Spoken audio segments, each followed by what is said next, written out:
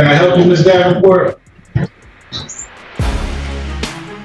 morning, Your Honor. It's actually Mr. Davenport. I wanted to address a discovery issue with a preliminary exam I have upcoming.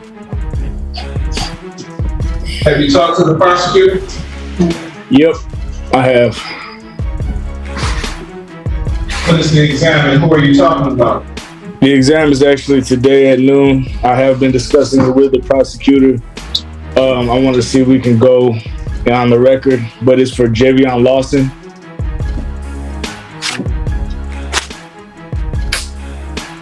Okay, so what's the issue? The issue is that over the course of this case, we have submitted our discovery order, gotten it signed and submitted, and we have been in communication with the prosecutor. However, we did not receive any discovery until sometime this morning, I believe. I haven't been able to review it, and I'm sorry, you received it when? I'm sorry, say that question again. You received it when? Sometime this morning. They sent it sometime this morning. We didn't see it until. But yeah, I didn't know that she sent it until later on this morning. But without adequate time to be able to review it, discuss it with my client, or anything like that, we have enough time to prepare for this preliminary examination. But that's not all the discovery anyways. Yeah. That's on the video. You didn't get the lease agreement either. I understand.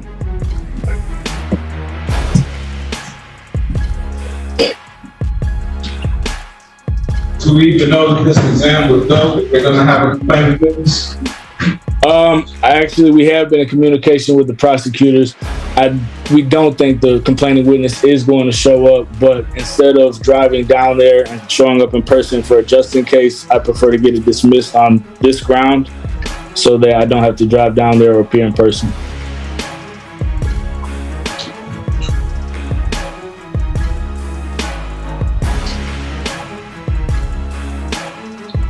It'll probably be highly unlikely for me to dismiss it. Lack of discovery that you received today, although it's late. It's not all the discovery. Well, Judge, we also were seeking the lease agreement. I wasn't actually at the hearing, but the last hearing, Ms. Shabazz stood in for me. Ms. Shabazz Davenport stood in for me, and the prosecution said they were going to obtain the lease agreement for the preliminary examination. We also did not receive that either at all.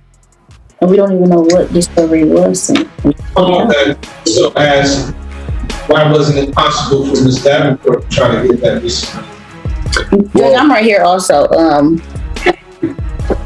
I was on the record last time at the hearing, and I already informed the court that a subpoena would be required and have to be signed by the court. And the court inquired with the prosecutor, who indicated to the court that she would actually obtain, and she said that she would do whatever she needed to do. She said she didn't think that it would be an issue. So that was that. I've been in communication with the prosecutor. I sent over my discovery order and everything else. The prosecutor from there, I guess she was not able to obtain the lease agreement. She did not bring it to the court's attention, how the court requires for any issues to be brought to the court's attention ahead of time. It was not brought to the court's attention. She emailed me, asked us if we can inquire with our client. We informed her again that he was in custody, but we would try to set up a jail visit. We set up a jail visit. It wasn't able to be done until yesterday, in which case we spoke with our witness or whatever. Our client, and he informed us of the address, but it's the same address that the prosecutor already knows. She just didn't know the apartment. All right, everyone, get ready. This isn't a neatly packaged legal thriller. It's justice in its most unfiltered form. Tensions run high as the defense attorney charges in, determined to shine a light on a flawed discovery process. Documents show up at the last minute, and frustration is reaching its boiling point. And this is only the down there or anything else, like how we would be required to do when we're trying to seek discovery. But we did everything on our end that we could do, Judge, in so little time. But we do have a discovery order where the court actually signed for the prosecution to turn over all of this discovery, and it hasn't been turned over. And I don't even know what is even included in the email, because we just noticed the email about an hour ago because we were handling other stuff as far as for our cases and everything, which is why we don't try to wait till the day of to even receive our discovery. We got other stuff we have to do. So we noticed it about an hour ago. We were not able to download it because it looks like it would be a lengthy file, and we have a separate computer for that. But that's why we're trying to log on now to inform the court. So we don't even know what's contained in that email, or if it's even the videos or anything that we were seeking. But that's why the prosecutor is required to actually send it the day before, like before, not hours before the exam.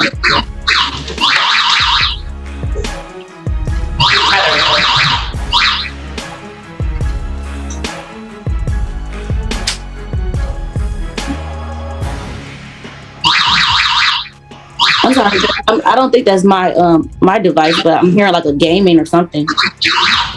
It's a tether going on. Gotcha. I'm the defendant that's in the courtroom. Understood.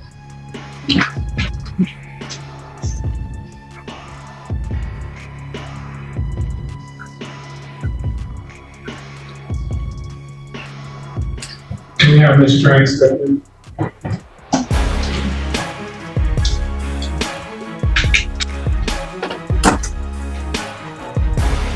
So the only discovery you're missing is the lease agreement?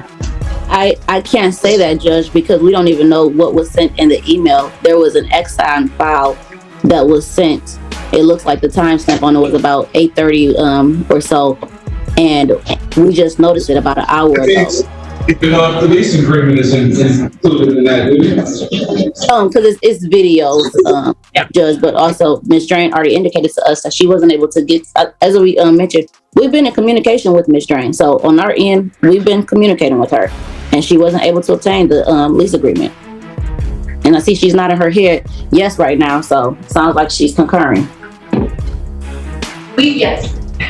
We've been in contact, Your Honor, and I have tried to get what I can. I do not believe that the plan is going to appear, so I think all of this is rather moot at this point. Judge, I don't want to keep on saying this moot because wait until the last hour. I mean, I'm not trying to put it off on Ms. Drain. I understand that she has to work with her colleagues and they have to get the discovery over, but we're doing everything the court is requiring of us. We submit the discovery order in a timely fashion. We communicate with the prosecutor as the court requires. She said it's a moot issue because the complaining witness is not going to show. But it wouldn't be a moot issue regardless of the complainant showing or not, really, because that's a separate issue. It's not really moot. We're doing everything on our end. We're doing extra work to get this discovery, and then we have to wait. The case is not going to go. You said, what's that, Judge? You want discovery on the case that's not going to go. Not even that we want discovery on the case. Judge, what is the remedy? Because this keeps on happening. So rather than wait until the last hour or even having to wait hours before to get the discovery and then say, well, you got the discovery, what can you do? One at a time. I'm talking about this case. I'm talking about this case also, Judge. Discovery on the case that's not going to go. That's what I'm hearing. Let's call it what it is. The prosecution dropped the ball. Key lease agreements disappeared, and crucial emails surfaced just hours before the hearing. While the court appears unfazed, the defense is left navigating without direction. Communication happened, but that alone isn't enough. What counts is evidence. When discovery is delayed, justice is compromised. And now, the pressure is rising fast. I wanted discovery on the case that was scheduled for a preliminary examination at 12 o'clock today. Well, we don't know if it'll go, because what if the complainant just so happens to walk in? Rather than wait in last hour and we keep on doing this. Okay, please don't talk over me. I'm not going to talk over you, Judge. He's still talking over me. Well, you're cutting me off. When I talk, you stop. Understood? No, I actually don't understand that, Judge. Why don't you come down here and I'll make it clear to you. Come down. I'll see you at 12 o'clock. I'm not coming at 12 o'clock, Judge. Okay. Don't come then and see what happens. Okay, so do you want Attorney Davenport, who is the attorney on this case, do you want to speak to him? Because if you're asking me, why are you even talking to me if you're not on this case? I don't even want to talk to you then.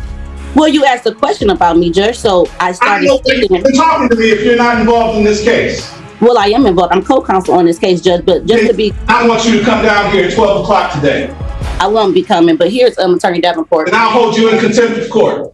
and I'll go ahead and file a grievance. Do it. I will.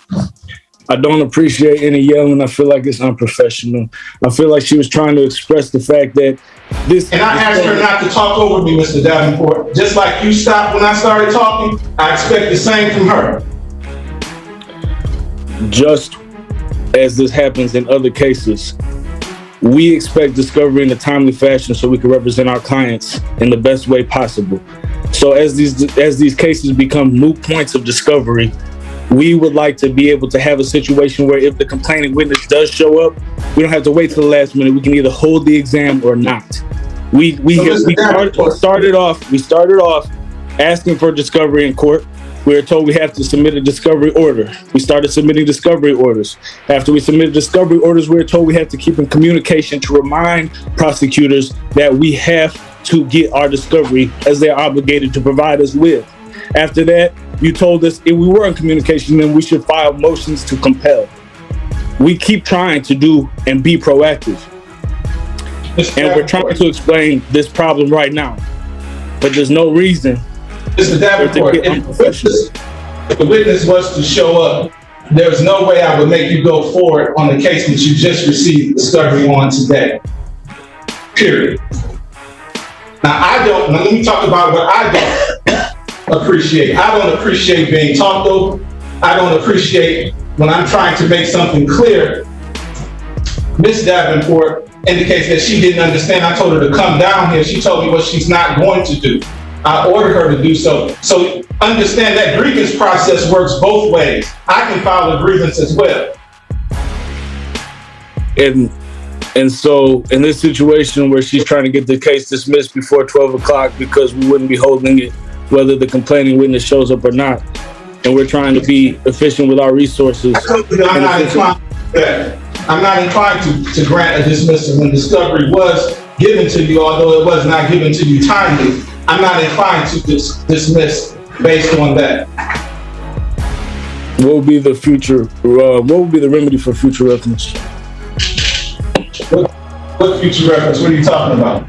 So in any other case, in a situation where we submit a discovery order, keep in contact with the prosecutor, submit a motion to compel, and the I discovery take it case by basis, sir.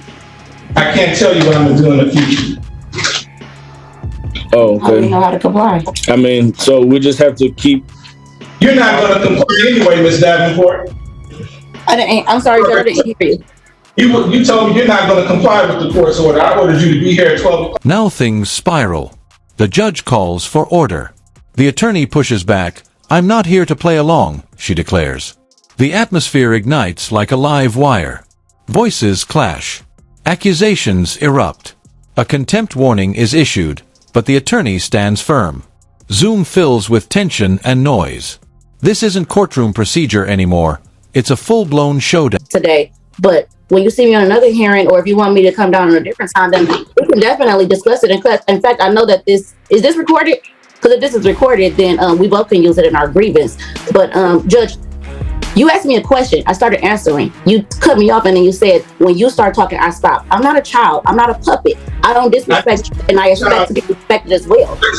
I expect you to respect this court. I do respect this court, which is why when you asked the question, Judge, I stepped in to answer your question. I don't like to talk over people either, Judge. It's just that when you ask me a question and then I'm answering it, when you're cutting me off, how do I know if I'm answering your question? When am I supposed to stop or not? If you want to speak, then I will be quiet so that you can speak. And then when you ask me a question, I'll answer your question.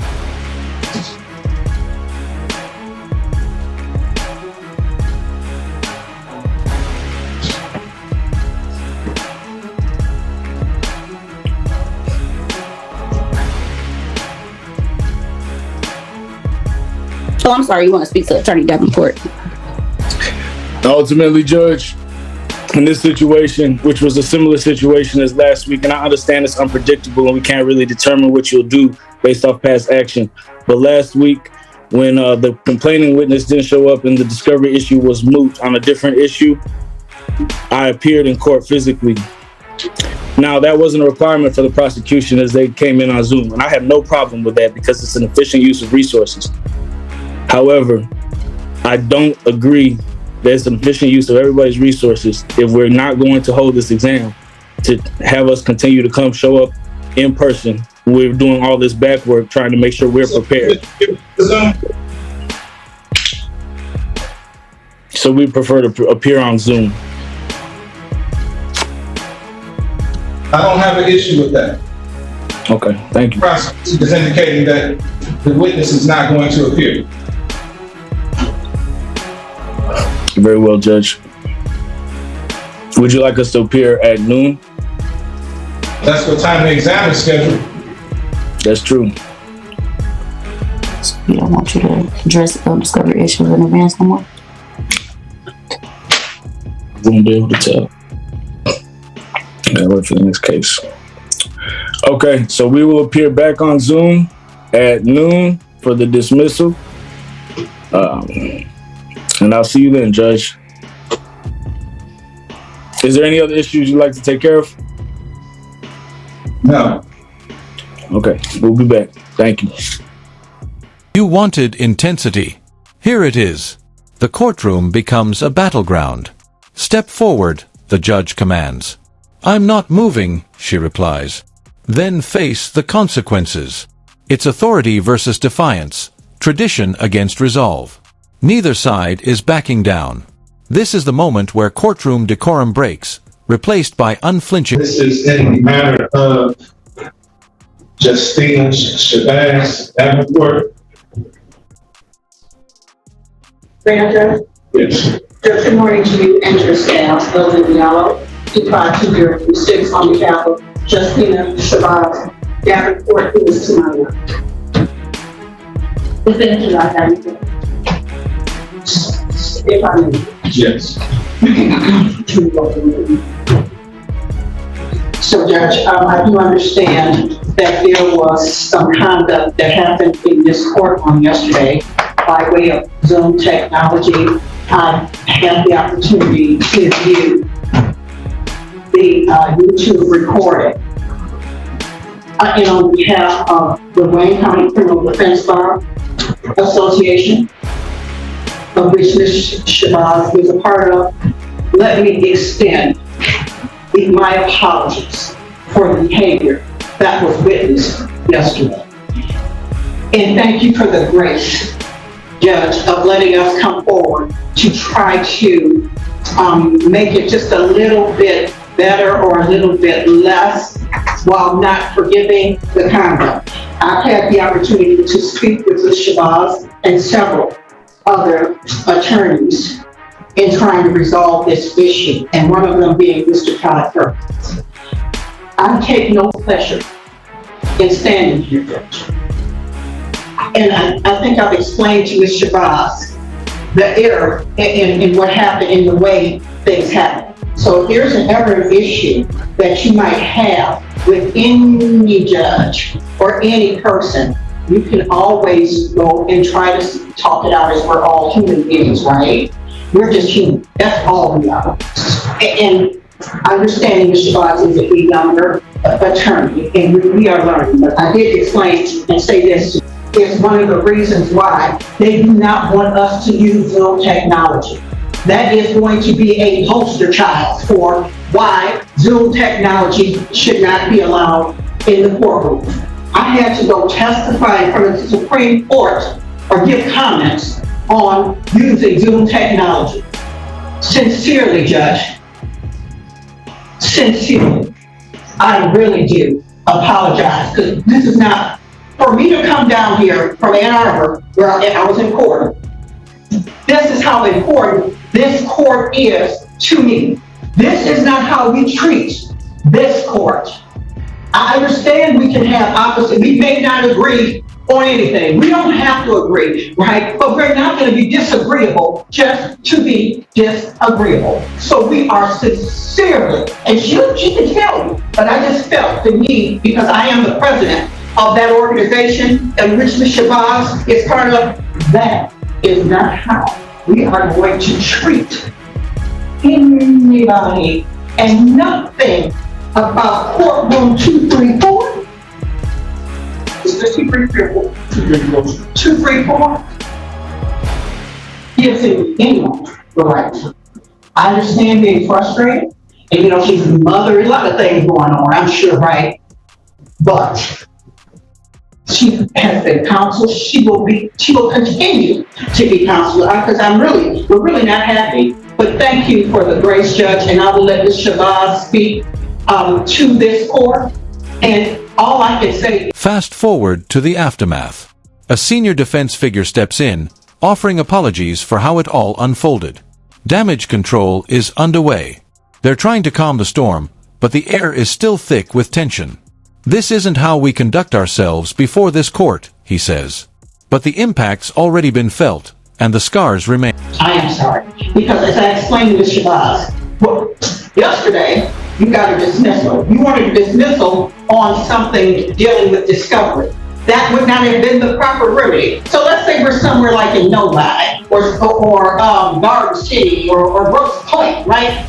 What would have happened if that was an issue? We're going to adjourn this preliminary exam and put a witness detainer out. We are client focused and not ourselves focused. It's about the client. And I'm sure Ms. Shabazz understands that at this time. And I will let her talk to you, Judge. Ms. Shabazz. Thank you. Let us talk about the apology. I didn't really understand what you're saying, Ms. Shabazz. Pull the mask down. Can you hear me good? Can you hear me? Barely. You want to blow my nose? Can you hear me good? Yes. Just want to offer an apology to the court for any disrespect that the court may have received, especially yourself as a judge. I meant no disrespect, and so I do want to offer an apology.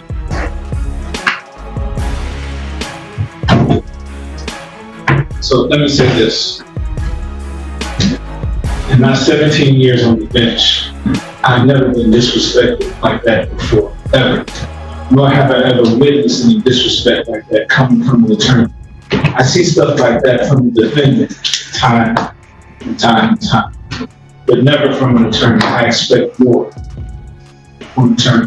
The only reason that this court didn't hold you in contempt of court at that point in time, because you appeared before this court on many occasions. I don't think you've ever had an issue. You may have had disagreements, but you've never had an issue to rise to that level. We're human, like Mr. Diallo says, and we have bad days, we have good days. Some days are worse than others. That doesn't excuse your conduct. I have every right to hold you in contempt of court.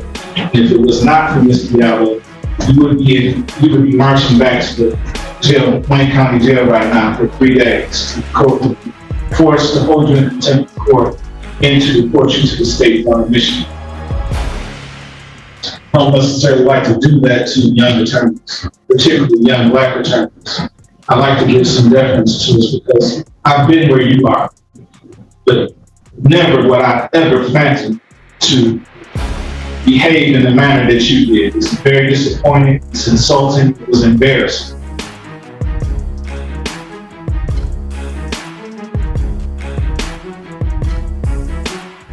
Court is willing to give you a pass on this time. If this ever happens again, Mr. Diallo's not going to say, and I have the utmost respect for Mr. Diallo, for Mr. Perkins, for Mr. Clemens, for Mr. Pope, Bobby Silver, Otis Culpepper, Cornelius Pitts, and other attorneys with way lower point P numbers than you have. We've been around a long time, know the proper respect that you have shown. This court and any court, your behavior was inexcusable. The more I thought about it, the angrier I got. The judge has had enough. 17 years and never anything like this, he states, his words edged with restrained fury. Jail time is on the table. Yes, jail. The one thing he demands now is respect. I extend grace, he warns, but this will not repeat itself. The robe speaks, and in that instant, the courtroom is reminded who holds the gavel and the final word. Follow will be Mr. Diallo, who's a very fine attorney, well respected. You're going to get there one day, but you're not going to get there until you behave like you did.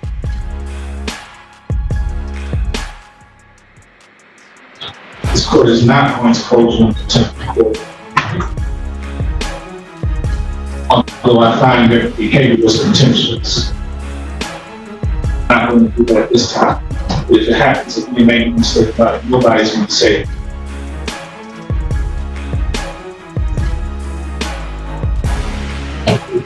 Judge, and once again, thank you for the grace that you have shown. Sometimes I don't think we understand.